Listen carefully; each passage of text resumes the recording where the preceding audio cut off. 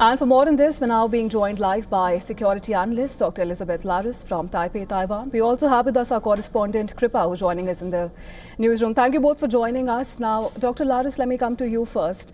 These are fateful moments in the turbulent history of the Islamic Republic of Iran, but its clerics and commanders have been preparing for it. With Khamenei's death, questions have quickly turned to his successor and also whether a change at the top could also signal perhaps an ideological shift in the direction for the 47-year-old Islamic Republic. What are the possible scenarios, according to you, that can play out henceforth? Well, certainly the leadership, and that is the jurists, the Ayatollahs have a contingency plan. One of them might be Khamenei's son. He might come to power. There's a couple of other names, out there that are quite significant. And it depends on where they stand. The next leader needs to be selected by the 88-member Assembly of Experts, which have been clearly and very closely vetted for their Islamic, beliefs. So they are in Western, terms, hardliners. So they're probably going to choose a hardliner. Whoever comes after Khamenei, really is going to have to watch his back because the United States has made it clear that the purpose of the operation, number one, is to annihilate Iran's nuclear weapons program, but also for regime change. And so the U.S. is not going to tolerate more of the same. As a matter of fact, President Trump, in his address, encouraged the Iranian people to rise up. He essentially said, and I'm paraphrasing here, this is your day. This is your time. If you don't do it now, it's not going to happen for one or more generations. So, it appears that President Trump is not going to tolerate more of the same. And so if more of the same comes to power, then we probably will see an even longer engagement. Absolutely, and Khamenei's death in such violent circumstances heralds perhaps a new and uncertain future both in Iran and the wider region. And given that he has kept a firm grip on the levers of power in Iran. And on that, I would also like to cut across to our correspondent Kripa to get us the latest updates from Iran and how are the Iranians reacting to it. As we track the latest developments at this hour, let's start with Iran's reaction. Of course, Iran's President Masoud Pezeshkian says that the killing of Supreme Leader Ali Khamenei is a great crime and will, quote, never remain unanswered. And he's also declared 7 days of public holidays and 40 days of mourning in the nation. And thousands are mourning the death in the capital of Iran, in Tehran, of course. And he was the highest authority in the country. He was above the president, of course, and commanding the armed forces. He was steering foreign policy. He was maintaining the entire face of Iran in the world. And he had held power since 1989, which is longer than any living Middle East leader. So definitely, if his killing has been publicly announced by the state media, then it has a lot of repercussions and a lot of commotion in the capital. Right. Thanks, Kripa, for getting us all those details. Now, President Trump has argued that Iran had rejected every opportunity that it was presented, to make concessions on the nuclear program. But we also understand that it is a decisive, it is a risk that Trump has taken on, and the bet is absolutely enormous, because if Trump claims a victory here, then it is one for the history books. But if the military strike fails, it is going to spark a wider, regional conflagration, which could hurt Trump's chances at the midterm elections. Dr. Laris, how do you think he's going to balance this? I think it's going to be difficult. So you can see that in America, a lot of members of Congress and the U.S. Senate are quite divided over this. They're annoyed. Of course, the opposition is annoyed that President Trump did not invoke, War Powers, Act. He is using the term war. According to U.S. Constitution, it is the Congress that declares war, but Congress has not declared war since 1941. It authorizes military action, but Trump didn't even go to Congress to do that. As a matter of fact, Congress is not in session right now. Mike Johnson would have to bring the House back in to even vote on this. And it's interesting that, some people now are saying, hey, this is against international law. Others are saying, hey, Iran has been essentially attacking U.S. bases, our allies, for many years. We even gave them a whole bunch of money to come back to the table to suspend their nuclear, program, and they just invested it in their nuclear program. And so really the politics are divided on this. What I'm hearing is privately, a lot of people are cheering this on, but publicly they can't come out and say so. So publicly they're saying, well, like, you know, let's all call for peace. Everybody wants peace, right? That's what they're all going to come out and say right now.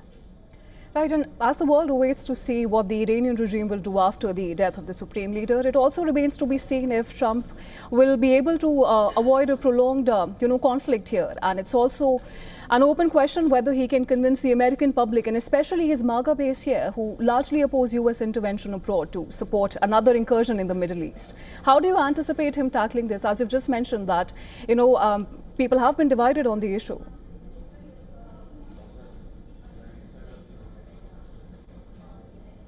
Dr. Laris, I would like you to take this one. How do you anticipate? Is the question addressed to me? Please go ahead, Dr. Laris. Yeah, it all depends. Okay, so President Trump was very clear. He said this is a major engagement. He used the term war, right? And the United States has been trying to get out of what's called forever wars. And so here you've got, a president that very likely got us into yet another one. So it really depends on how much the U.S., really in concert with Israel, is able now to respond. Remember back in June, Israel, with the help of the United States, was able to soften up Iran. It's not just its military, but the Iranian Guard, which is a larger military than the state military. So they have been softened up, but they still obviously have some punch left in them. I think it's going to be long, especially for Israel. And the United States is, of course, going to come to the defense of Israel. So I think that's where it's going to be protracted. And, this is only like early spring in Washington. Midterms right now are really far away. And so it just, it remains to be seen. If I were an English literature major, I would say the plot thickens. Right, Dr. Laris, and demonstrators across the United States are taking to the streets to protest this attack on Iran. Now, Iran's retaliatory strikes on a host of U.S. allies in the region have also signaled the regime's plan to fight back more aggressively, perhaps, than they did the last time. And also a protracted conflict in the Middle East, as you just mentioned, which could impact Trump's other priorities in the region as well, be it rebuilding Gaza or strengthening ties with Saudi Arabia. While it could also alienate supporters back home at a time when the president's approval ratings have taken a hammering. Now, how calculated of a risk do you think it is, Dr. Laris? What I want to say is, the Trump administration did really go to its security allies and partners in the region before it made a move. I cannot believe there was any leader in the Gulf that did not know this was coming. You do not send aircraft carriers, you do not divert them from the Asia Pacific, which is a priority for the United States, to the Middle East if you're not going to use them. Interestingly, a lot of the Gulf states were, quietly on board because they have not come out and condemned this. Right. And then Europe is a bit mixed. Our allies are saying, ooh, shouldn't have done that, but we're really glad the guy's gone. Now let's get back to the table and let's talk about peace. But I think it's really very interesting. Look, all the intelligence agencies in the Middle East, that Khamenei was going to be at this meeting. Why it was a surprise that the U.S. took him out during this meeting, during Ramadan and then Shabbat. Well, George Washington crossed the Delaware and attacked the British at Trenton on Christmas Day. So it's not like the United States is above doing stuff like this. And if it didn't have the blessing of our allies, it certainly had their knowledge. Right, and Trump told Axios that, and I'm quoting him here, I can go long and take over the whole thing or end it in 2 to 3 days perhaps. Now, people are arguing that these remarks highlight what critics say is Trump's freewheeling approach when it comes to foreign policy, and also his disinterest in laying the groundwork to bring lawmakers and the public on the board before launching military attacks. Now, it's that same unconventional approach that the president's allies say has allowed him to notch up successes, including the agreed ceasefire in Gaza and an increased European financial commitment to NATO. Would you agree with that assessment?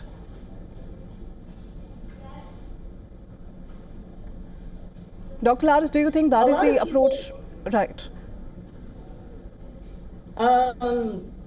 Yeah, I certainly think that a lot of people in the United States are giving Trump their support when he is winning, right? When he took Maduro out of Venezuela, when he essentially took back control of the Panama Canal from Hong Kong Chinese companies. A lot of people, consider this as a boss move, and they're giving him a lot of leeway. Certainly his critics. He's also giving his critics a lot of fodder, saying this is how a dictator acts. He acts unilaterally and he doesn't get the support of Congress. He could have gone to Congress, maybe would have gotten the support. The GOP majority in the Senate and the House is razor thin. It only takes a couple of people to defect. And then he would have been able to go forward with this. So he went ahead and did it, and he's just going to say, okay, let's see how the chips fall here. But he's ready to be engaged for a while. He did not dance around that one. Right, Dr. Laris, and Trump also said that when we're finished, take over your government, it will be yours to take. This was, of course, addressed to the Iranian people. And it's being presented as, a chance which comes once in a generation. And I just want to understand from you, is it as straightforward as it seems? Is it really about giving power back to the people and to make that decisions? Or are we also seeing some vested interests, as you've just mentioned, Venezuela? And of course, I'm not drawing straight parallels here, but of course, this does resonate a little with what we've seen there. Do you think there are some vested interests that shall come to the fore in the coming weeks? I believe so. One thing that his supporters like about President Trump is he does follow through, right? And he's talked about these dictatorships for a while. And, he sees an opportunity and he moves. The United States has danced around this for 20 years. Because it is a serious issue, and because we know, Iran isn't just going to sit down and take it, and they're probably going to direct most of their fire at Israel, which is a U.S. ally. And so a lot of Americans are, saying again, like Iranian people, just like the Venezuelan people, this is your chance.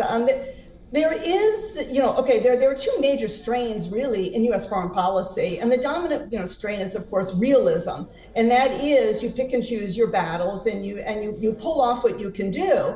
But it is very often intertwined with human rights issues. You do not hear President Trump talk a lot about human rights, especially the way that Reagan did. You hear Trump talk a lot about peace through strength, and even in his address the other night, he was talking about it. But there also is this underlying current of human rights. And the idea is the people came out in Iran, they protested, over several weeks. Even the official count coming out of Iran was like 30,000 people were killed, and then afterwards many executed. That didn't go down well in the United States. And so, you put that with the idea that, we can get this done. This is the time to do this. We don't want to wait until Iran has nuclear warheads, and then you can't do a thing, like you really can't do anything about North Korea. So let's not let it get to that point.